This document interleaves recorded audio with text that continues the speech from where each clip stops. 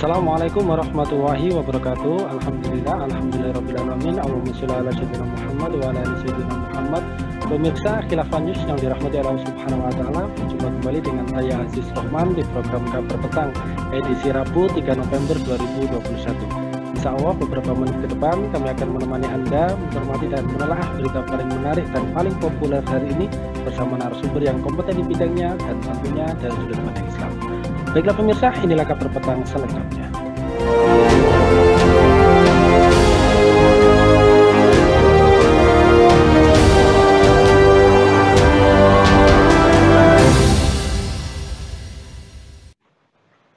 Pemirsa, tokoh Nahdlatul Ulama atau NU Pasuruan Jawa Timur, Habib Abu Bakar Assegaf mengomentari pernyataan Kiai Haji Abdul Buya Syakur di acara moderasi agama yang diselenggarakan di Mabes Polri, Jakarta Selatan yang viral di media sosial baru-baru ini. Salah satu pernyataan Buya Syakur adalah Islam bukan agama sempurna. Habib Abu Bakar pun menyentil pernyataan beliau. Buya Syakur ini sesepuh liberal, memang biasa bicara agama dengan main akal-akalan dan lihai bermain retorika. Hati-hati, jangan terkecoh. Beliau cuma dijadikan pion dari program moderasi agama yang merupakan kelanjutan dari Islam Nusantara. Katanya lewat akun Twitter @AbuBakarSegaf, dikutip Republika Senin 1 November yang lalu. Dalam penerusan Republika sendiri, acara tersebut, yakni acara moderasi beragama merajut nasionalisme dan toleransi beragama di Mabes Polri, Jakarta ini disiarkan lewat akun channel YouTube Kiai Haji Buya Syakur Yasin MA, pada 1 Juni 2021. Buya Syakur adalah penghapus Pondok Pesantren Cadang Pinggan, Kabupaten Indramayu, Jawa Barat. Nah, pemirsa, di manakah letak kekeliruan berpikir dari Buya Syakur? Mengapa akhir-akhir ini marak dai liberal? Bagaimanakah moderasi beragama di dalam pandangan Islam? Untuk membahasnya, kita terhubung dengan intelektual Muslim Ustadz Irfan Abu Nafid. Kita sapa dulu beliau. Assalamualaikum warahmatullahi wabarakatuh, Ustadz Irfan. Waalaikumsalam warahmatullahi wabarakatuh. Bagaimana ini kabarnya Ustadz Irfan? Sehat Ustadz? Alhamdulillah bikhairin, Masya Allah. Alhamdulillah. Baik Ustadz, langsung saja ini mencermati terkait dengan video yang viral beberapa waktu terakhir ini kan, sebagaimana kita ketahui bersama ya, baru-baru ini beredar cuplikan video dari Kiai Haji Abdul Syakur Yasin yang dimana ia menyebut Islam bukan agama yang sempurna. Nah, menurut pandangan Anda ini, di manakah letak kekeliruan berpikir dari Buya Syakur tersebut ini? Thayyibun. Bismillahirrahmanirrahim. Alhamdulillah bil alamin wassalatu wassalamu ala rasulillah ba'du. Pemirsa sekalian, berkaitan dengan isu yang dilontarkan oleh yang bersangkutan, bahwasanya Islam bukan merupakan agama yang sempurna, tentu layak untuk dikritisi dan juga dikoreksi. Mengapa demikian? Karena yang pertama telah warid, telah jelas disebutkan di dalam nas dengan penunjukan makna yang qat'i, tidak ada keraguan, tidak ada kesamaran. Tatkala Allah Azza wa Jalla di dalam suratul Maidah ayat yang ketiga, Allah Azza wa Jalla berfirman, A'udzubillahi minasyaitonir rajim, Bismillahirrahmanirrahim. Al-yauma akmaltu lakum dinakum wa atmamtu 'alaikum ni'mati wa raditu lakumul Islam madina.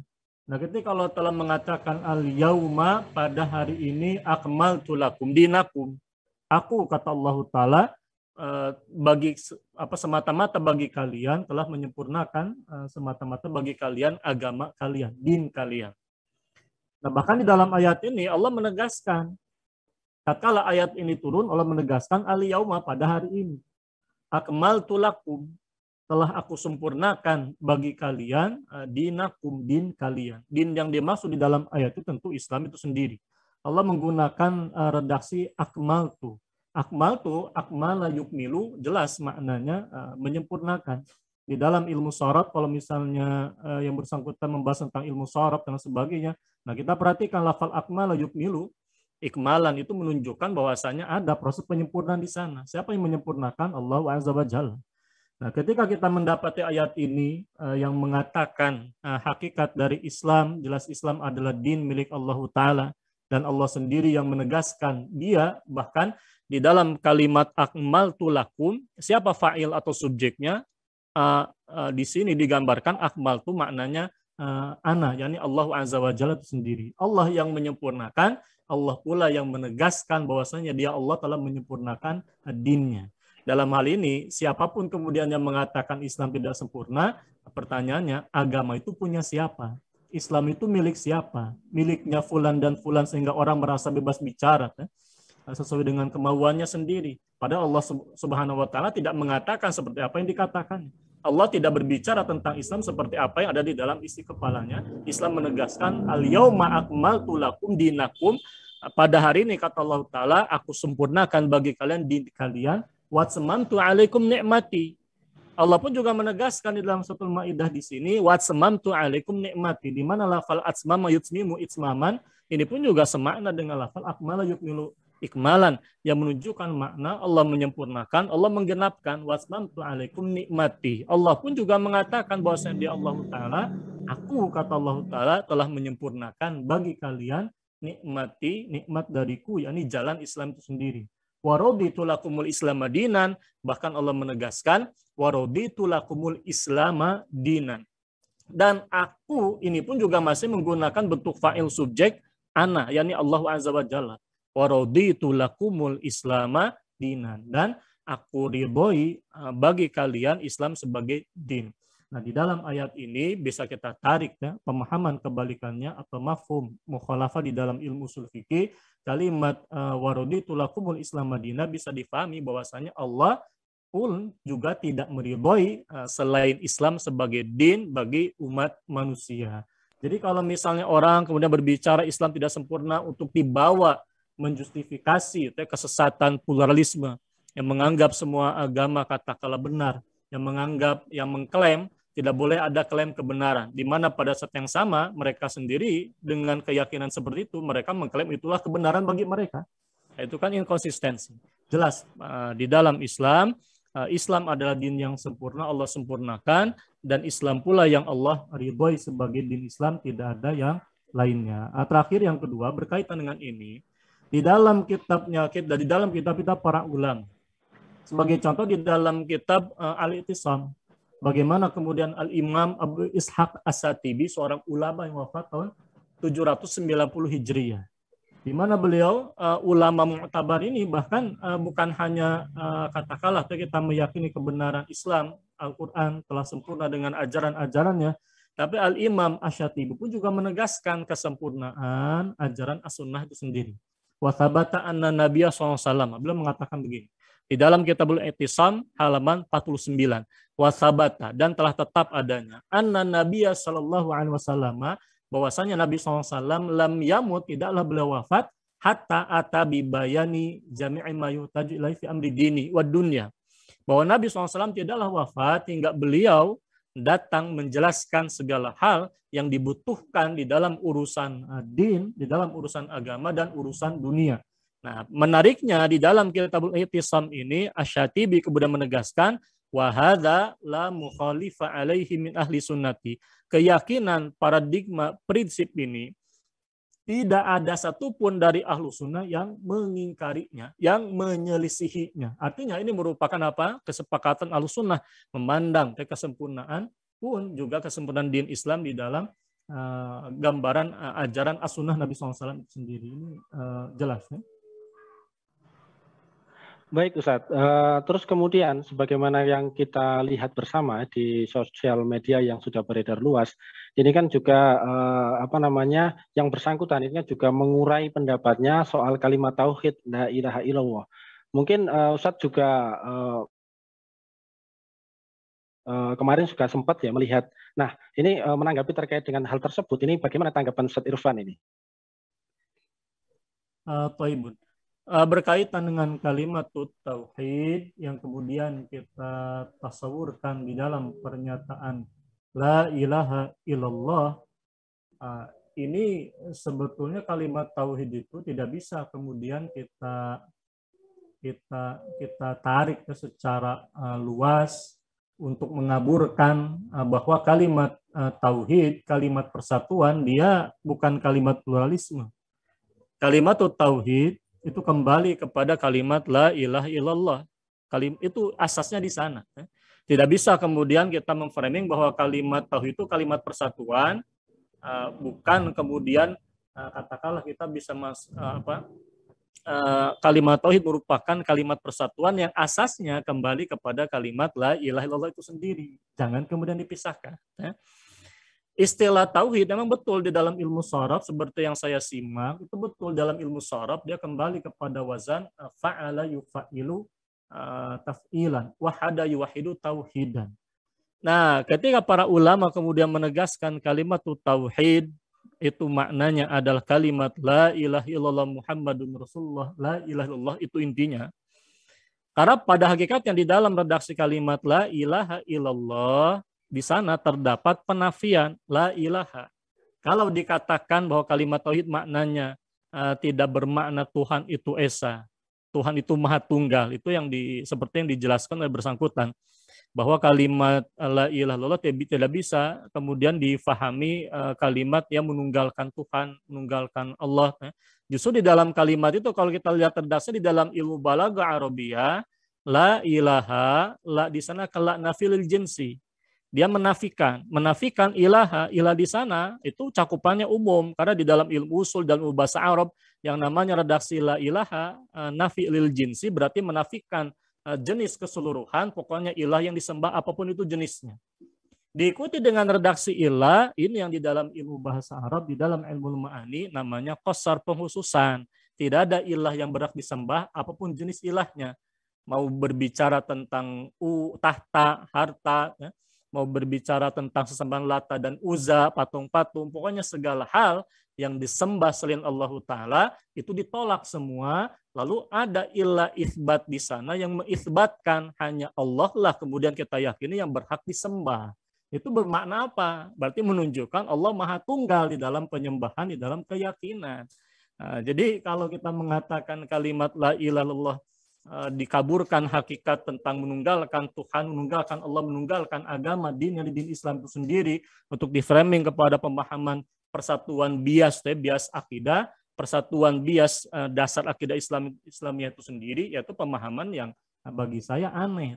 Karena di dalam ilmu bahasa, kan kalimat la ilaha itu menggunakan kalimat bahasa Arab. Bagaimana kita bisa memahami kalau tidak menggunakan ilmu bahasa Arab? Jelas, kembali kepada ilmu bahasa Arab. Di dalam ilmu bahasa Arab ada teori namanya teori ilmu ma'ani. Di dalam teori ilmu ma'ani ada pembahasan tentang al-qasru. Di antara jenis al-qasru, apa jenisnya? Tadi ada huruf la nafi diikuti dengan huruf illa istithna. Maknanya apa? Berarti hanya Allah satu-satunya zat yang berhak disembah, dinnya satu-satunya din yang benar yang kemudian wajib kita ikuti. Tidak bisa kemudian dikaburkan. Hakikat kalimat tauhid adalah kalimat persatuan, kemudian ya katakanlah tidak perlu katakanlah kembali kepada kekhasan akidah Islam itu sendiri. Padahal umat manusia itu bersatu tatkala mereka kalimatun sawa, ini kembali kepada milatut tauhid itu sendiri. Nah, ini kan jelas. Makanya Allah kan menyifati begini. Ketika terjadi kesyirikan pertama kali kapan? Terjadi di masa Nabi Nuh alaihissalam. Allah menyifati kesyirikan yang terjadi di masa Nabi Nuh alaihissalam itu memecah belah. Allah katakan wa makana nasu illa ummatan wahidah fakhtalafu. Dahulu manusia tidaklah kemudian manusia melainkan mereka pada milah yang satu, milah tauhid. Kemudian berselisih, yakni manusia kemudian menyimpang dari milah tauhid ini menjadi penyembahan terhadap berhala, terhadap sonam, terhadap ini itu dan sebagainya. Mereka menjadi orang-orang yang menyimpang dari milah agama, memecah belah. Allah katakan fakhtalafu, atau dalam bahasa ayat lain fatafarraqan dini wal iyadzubillah. Nah, itu artinya pada prinsipnya persatuan bagi umat Islam itu kembali kepada akidah Islamiyah, yakni kepada kalimat la ilaha illallah. Allah alam bisawab. Ya baik, Ustaz. Lantas jika memang seperti itu, ini menurut Anda, apakah pernyataan dari yang bersangkutan ini juga tergolong penyimpangan akidah dan juga penistaan terhadap ajaran Islam ini? Kalau saya lebih menyoroti mungkin kalimat ketika jadi begini. Ketika kita katakan pemahaman tentang kalimat tauhid, pemahaman berkaitan dengan Islam din yang sempurna telah warid, telah jelas makna-maknanya, tidak multitafsir. Kemudian ada orang yang memiliki pemahamannya berbeda dengan nas tadi. Allah mengatakan Islam din yang sempurna, ada manusia yang mengatakan Islam tidak sempurna. Berarti ya jelas pemahaman seperti itu siapapun penuturnya itu menyimpang, berbeda dengan apa yang Allah firmankan itu sendiri. Ya. Nah, itu yang pertama. Yang kedua, ada pun berkaitan dengan tadi pemaknaan kalimat tauhid yang dibiaskan bukan kalimat persatuan, kemudian muncul statement bahwasannya aneh dan tidak masuk akal kalau kemudian kita mengucapkan kalimat tauhid, kalimat la ilaha illallah, kemudian masuk surga begitu saja. Lah, para ulama Islam kan menjelaskan yang dimaksud dengan hadis SAW itu. Nah, kita wajib kemudian menerima hadis SAW, tidak boleh kemudian kita tolak sembarangan karena kita anggap menurut kita bertentangan dengan logika kita. Kenapa? Karena hadis SAW yang mengatakan siapa yang kemudian menqala la ilaha illallah jannah, prinsipnya ini kan berbicara tentang apa? Berbicara tentang mengucapkan kalimat tauhid sebagai asas masuk Islam, lalu di sana ada kewajiban menjalankan Islam itu sendiri. Jadi di balik hadis itu sebetulnya runtutannya panjang. Cuman kan bahasa hadis SAW itu jangan kemudian diukur dengan logika akal kita. Kalau misalnya kita memandang isinya aneh. Kenapa? Karena bahasa hadis SAW itu bahasa hadis SAW itu memiliki kandungan balaghah tingkat tinggi. Memahaminya itu dengan ilmunya. Di dalam ilmu balaghah kalimat tauhid tadi, kalimat hadis yang menggambarkan kalimat syarat siapa yang mengucapkan kalimat la ilaha illallah jannah, di sana sebetulnya ada pembahasan panjang lebar berkaitan dengan orang yang mengucapkan kalimat la ilaha dan juga menjalankan konsekuensinya. Di dalam ilmu balaghah namanya apa? Ini namanya al-ijazu bil qasri. Jadi hadis SAW kalimat itu tidak bisa ditolak dengan akal kita, tapi akal kita wajib paham itu hadis SAW menggunakan redaksi man qala la ilaha illallah dakhalal jannah.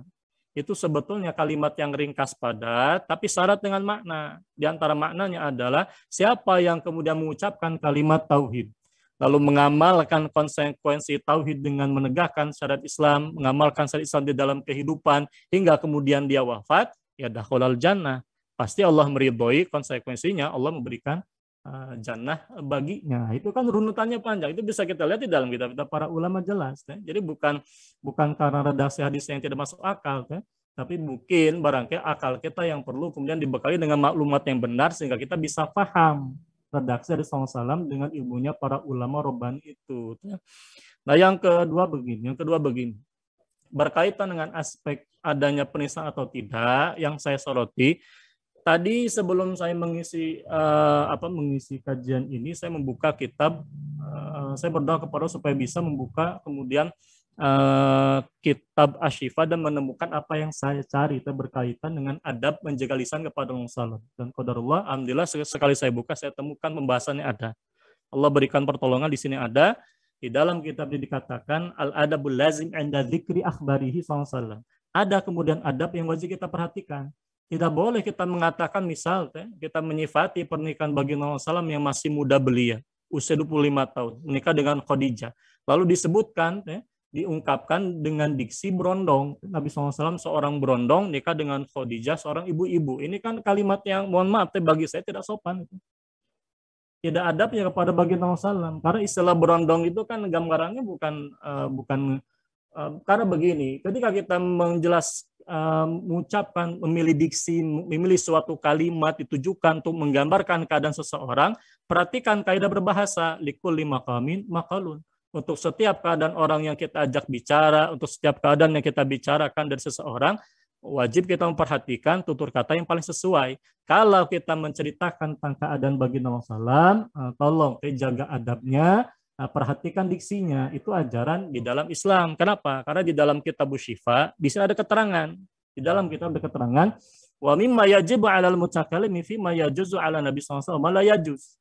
Wa dzakir min halatihi ma qaddamnahu fil fasli qabla hadza 'ala tariqil mudzakarati wa ta'limi an yaltazima fi kalam 'inda dzikri sallallahu alaihi wasallam wa dzikri tilkal ahwalil wajib min tawqirihi wa ta'zimihi. Di sini dikatakan tegaskan intinya, wajib hukumnya kita menunjukkan pemuliaan, penghormatan.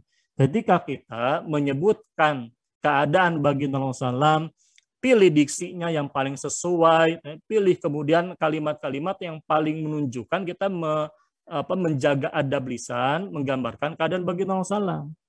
Artinya kalimat berondong itu kan kalimat yang saya kira tidak layak, sangat tidak layak digunakan diksi itu untuk menggambarkan keadaan baginda Rasulullah. Kalau kemudian kita menggambarkan seseorang tidak sesuai dengan makomnya, yang saya khawatirkan ya tadi termasuk istihzaan bin Nabi SAW, hati-hati. Karena kalau kita mengkaji kitab para ulama, jelas banyak penjelasan tentang kewajiban menjaga adab kepada baginda Rasulullah SAW. Baik, Ustaz. Lantas kemudian kalau kita melihat dari video yang beredar, ini kan juga diberitakan bahwa Kiai Haji Abdul Syakur Yasin ya, itu dia diundang ceramah di Mabes Polri dengan tema moderasi beragama, merajut nasionalisme dan toleransi beragama. Nah, menurut Anda ini Ustaz, terkait dengan tema tersebut ini bagaimana? Mengapa tema moderasi ini saat ini kok diusung gitu ya? Bagaimana moderasi beragama di dalam pandangan Islam sendiri itu yang bagaimana ini, Ustaz Irfan?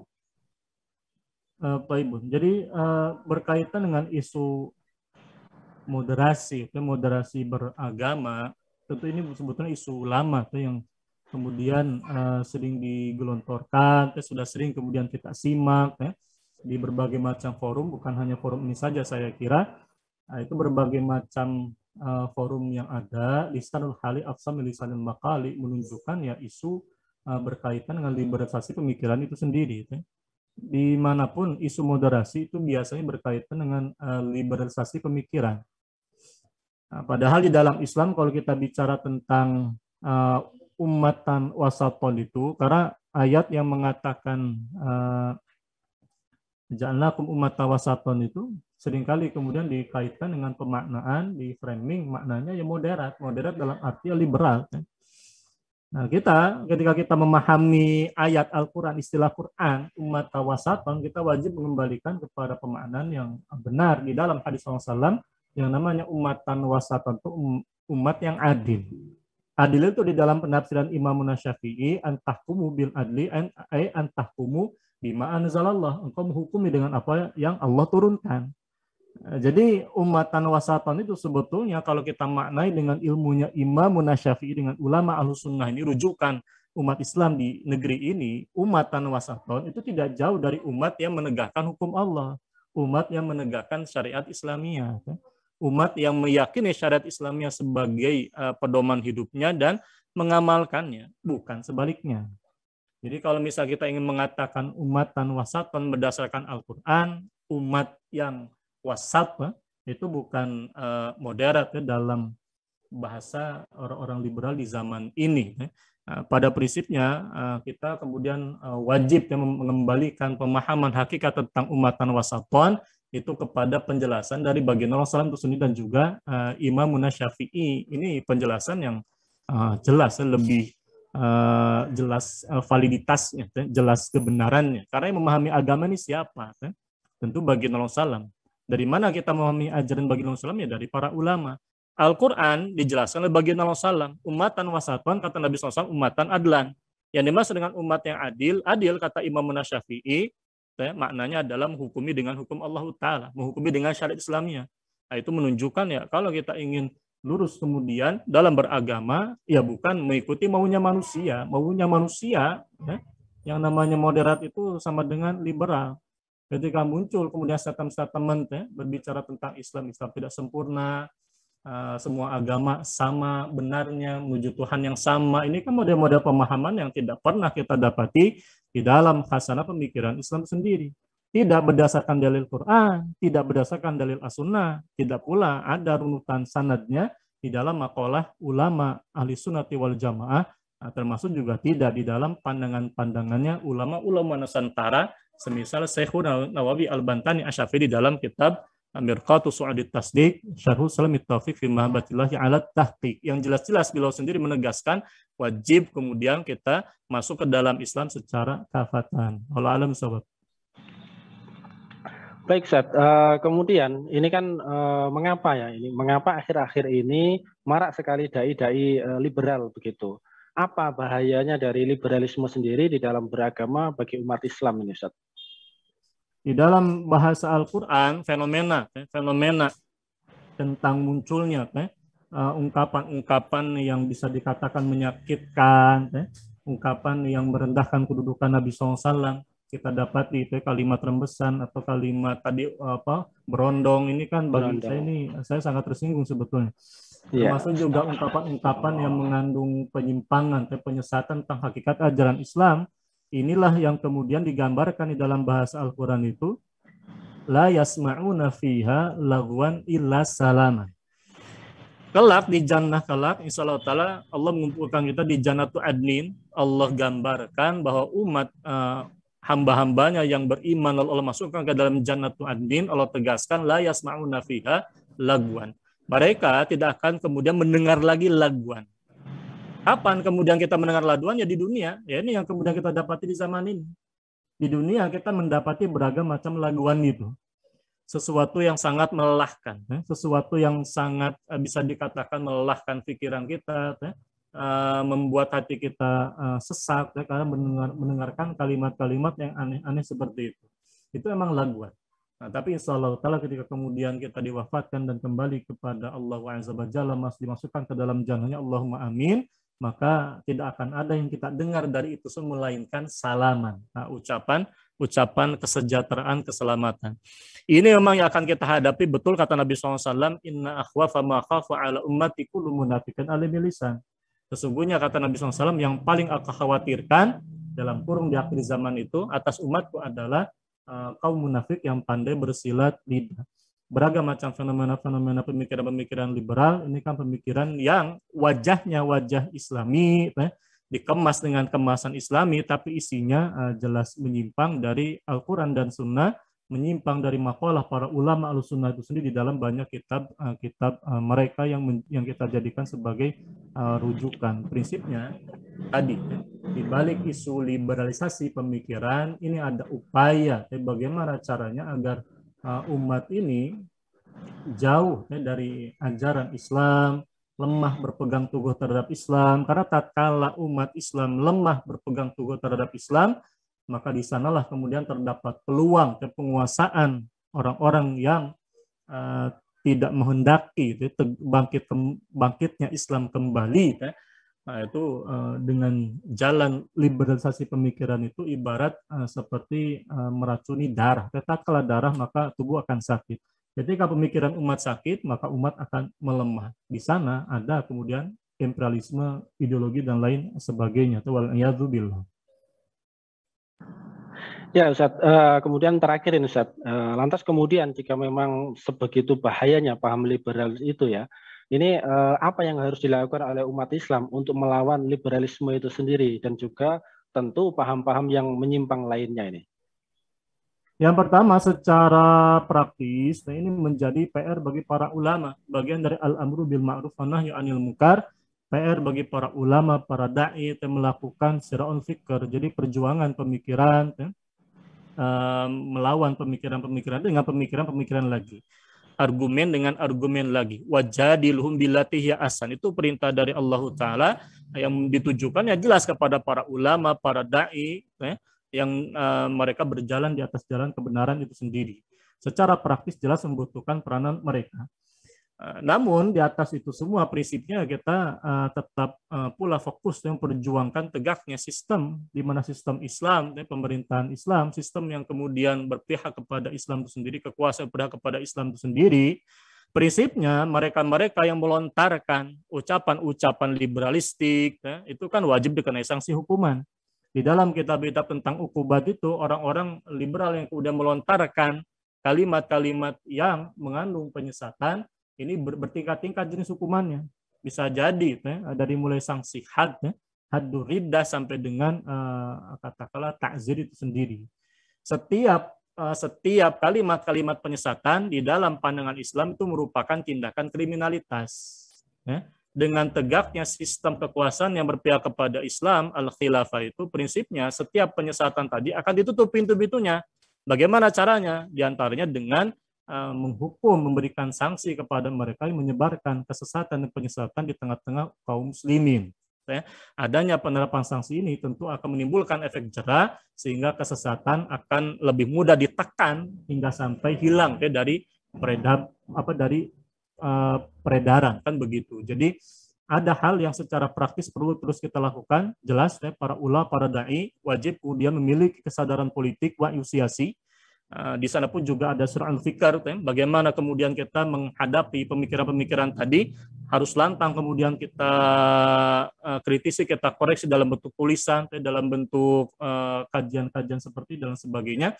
Termasuk juga yang perlu kita lakukan tadi, mengupayakan tegaknya suatu sistem kekuasaan yang berpihak kepada Islam itu sendiri, ya, yang secara aktif, secara efektif, secara efisien bisa kemudian membungkam lisan-lisan yang menyebarkan kesesatan dan penyesatan. Wabillahi taufik.